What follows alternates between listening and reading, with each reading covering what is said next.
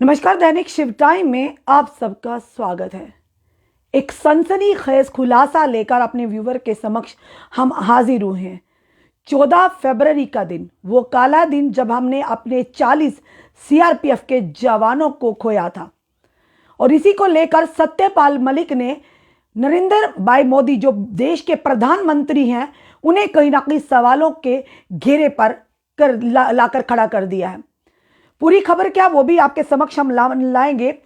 एक YouTube channel, यानी कि एक माना हुआ देश का चैनल, जिसके चलते बताना चाहेंगे, करण थापर जो इंटरव्यू लेने वाले थे, यानी कि जाने माने पत्रकार, उन्होंने ऐसे सवाल पूछ डाले और जिस तरह से सत्यपाल मलिक ने उन सवालों का जवाब दिया, तो प्रधानमंत्री, यानी जहां पर एक तरफ पहले कुछ दिन पहले की बात करें तो उन्होंने ये इल्जाम लगाए थे कि आरएसएस के एक वरिष्ठ नेता, उन्होंने 300 करोड़ का उन्हें फाइल पर, यानी कि उसे फाइल साइन करने लिए कहा था, जिस पर उन्होंने मना कर दिया था।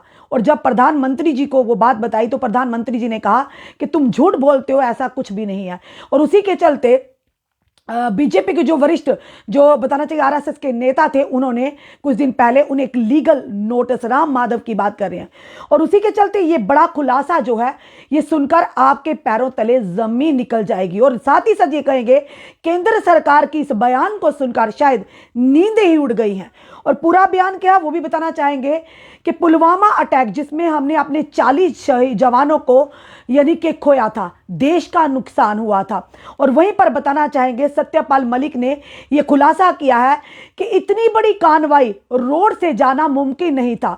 उसी के चलते सीआरपीएफ ने होम मिनिस्ट्री से एयरक्राफ्ट की मांग की थी, पर होम मिनिस्ट्री ने साफ तौर पर मना कर दिया था। और उन्होंने ये भी कहा कि अगर मुझसे बात हुई, तो जब मेरे से बात होती तो मैं जरूर उन्हें एयरक्राफ्ट दे देता। और ये बताया उन्होंने कि होम मिनिस्ट्री उस समय राजनाथ सिंह जो थे, उसके यानी पूरे कर्ता धर्ता थे, और उन्होंने साफ तौर पर मना कर दिया, जिसके चलते उन्हें कॉन्वॉय बाय रोड जानी पड़ी। और पहले से इंटेलिजेंस का ये इनपुट था कि यहाँ पर यह कहा गया था कि कुछ ना कुछ हमला हो सकता है, हमारे जवानों को खतरा हो सकता है। और जब ये इतनी बड़ी घटना हुई, पूरा देश दहल गया। इस घटना को सुनकर पैरों तले जमीन निकल गई। जब पुलवामा का अटैक हुआ था, हमने अपने 40 सीआरपीएफ के जवानों को खोया था, देश का इतना बड़ा नुकसान हुआ था, तो उसी समय सत्यपाल मलिक ने उसी शाम को पीएम मोदी को फोन करके बताया था। उन्होंने कहा था कि यह घटना हमारी गलती से हुई है,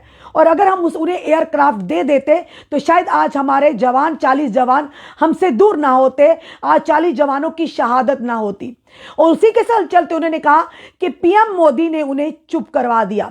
इतना ही नहीं, वो भी बताना चाहेंगे आपको कि सिर्फ यही नहीं बचे, बल्कि अजीत डोभाल, जो कि नेशनल इंक्वायरी एडवाइजर और security adviser of India to PM Modi हैं, जब उनसे बात की, उन तक भी जानकारी लाई, उन्होंने भी इन्हें चुप करा दिया। यानी ये सत्यपाल मलिक जी ने इतना बड़ा बयान दे दिया, जो हमेशा अपने बयानों के चलते सुर्खियां बटोते हैं, अपने सनसनी बयानों के चलते।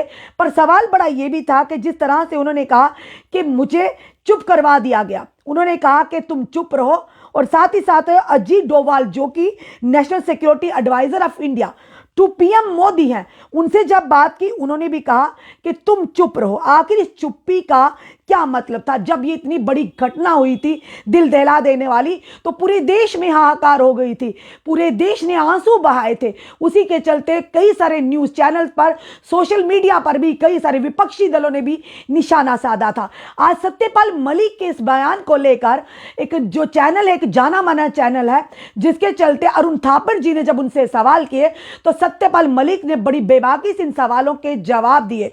और वहीं दूसरी तरफ आज विपक्षी दल भी अल्लाह बोले हैं कहीं ना कहीं केंद्र सरकार पर।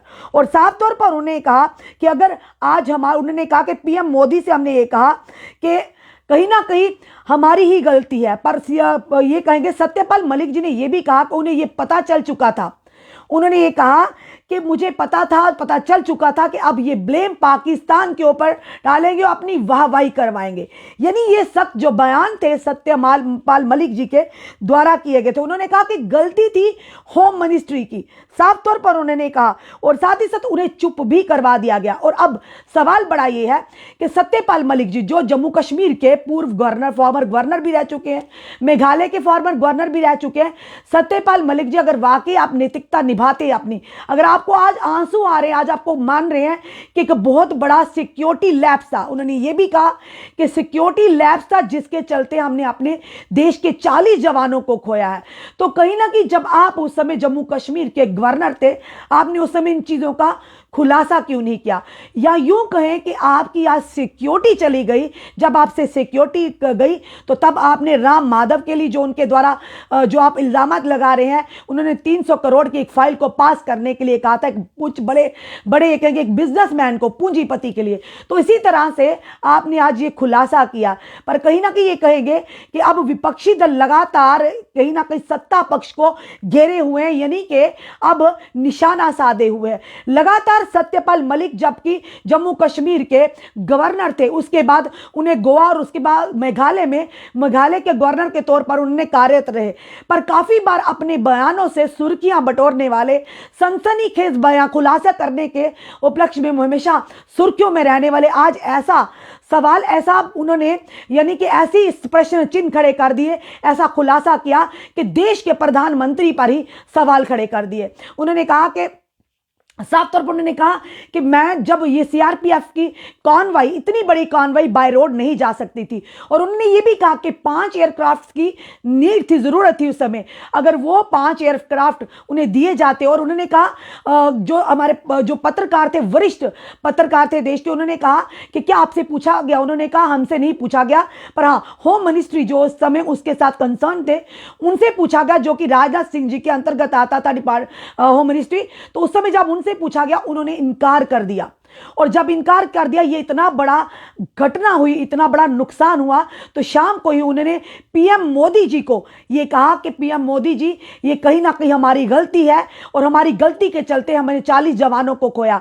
तो तुरंत फिर उसके बाद जो अजीत डोभाल थे, जो सत्यपाल मलिक जी ने उनसे भी ये बात कही, तो उन्होंने भी उन्हें चुप करवा दिया। जब प्रधानमंत्री जी से कहा तो प्रधानमंत्री जी ने कहा कि तुम इस पर चुप रहो, और यही नहीं बल्कि उन्होंने कहा कि कश्मीर के मसले पर भी सख्त हिदायत थी कि आप कोई भी बयान नहीं देंगे। एक बार उन्होंने कहा कि ऐसी कोई बात हुई तो तुरंत मुझे पीएम मोदी जी की कॉल आ गई कि आपको मना किया था, मना करने के बावजूद भी आपने कश्मीर पर टिप्पणी कर दी। फिलहाल अभी तक की बड़ी खबर आप देखना यह है कि जो सवाल सत्यपाल मलिक ने कहीं ना कहीं पीएम मोदी पर भी निशाना साधा है, जहां पर एक तरफ आरएसएस के उच्च अधिकारी राम माधव पर कुछ दिन पहले उन्होंने निशाना साधा था, उन्होंने इल्जामात लगाए थे, आज देश के प्रधानमंत्री को भी कहीं ना कहीं बहुत बड़े सवालों के घेरे में ले लिया। उन्होंने अपने बयान के चलते, ये हम नहीं कह रहे बल्कि सत्यपाल मलिक जी कह रहे, जो कि एक ये कहेंगे बड़ा ही जाना माना देश का चैनल है, उस चैनल के इंटरव्यू के माध्यम से उन्होंने सारी चीजों का खुलासा किया है।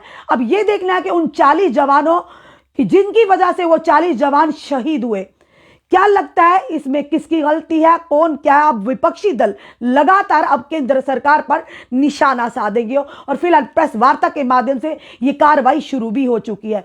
ये कोई छोटी बात नहीं है, कहीं ना कहीं सिक्योरिटी लैब्स की बात की गई है कि अगर ये सबसे बड़ा जो सवाल है, अगर उस समय होम मिनिस्ट्री यानी कि होम मिनिस्ट्री से उन्हें अगर एयरक्राफ्ट दिए जाते, सत्यपाल मलिक ने कहा कि 5 एयरक्राफ्ट की आवश्यकता थी, अगर उन्हें दिए जाते तो इतनी बड़ी कॉन्वाई को बाय रोड नहीं भेजा जाता, जहां पर पहले से ही सिक्योरिटी थ्रेट थी, यानी पहले से उन्हें ये इस चीज का पहले ही दे दिया था, उन्होंने कह दिया था, इसकी पुष्टि कर दी कि हमारे जवानों को खतरा है।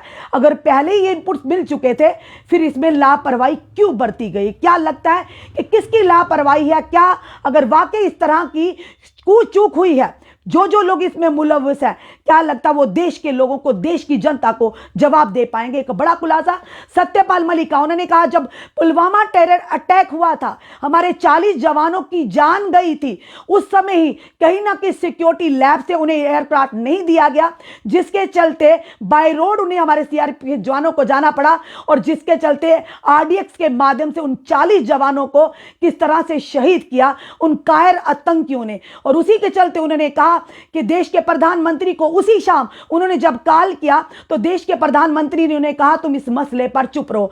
उसी के चलते सिर्फ वही नहीं बल्कि अजीत डोभाल जो है, वो बताना चाहेंगे आपको, जो अजीत डोभाल का नाम ले रहे हैं, वो कहीं ना कहीं ये कहेंगे, उनसे भी जब बात की जो कि सत्यपाल मलिक जी ने, उन्होंने साफ तौर पर कहा, यानी अजीत डोभाल वो व्यक्ति है national security adviser of India to PM Modi, उन्होंने भी ने कहा कि सत्यपाल जी आप चुप रहिए।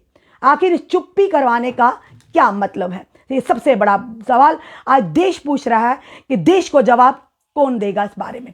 अपने कमेंट में सुझाव हमें जरूर दीजिए। इस वीडियो को जितना हो सके शेयर कीजिए। जुड़े रहिए हमारे साथ अगले अपडेट के लिए। जय हिंद जय भारत।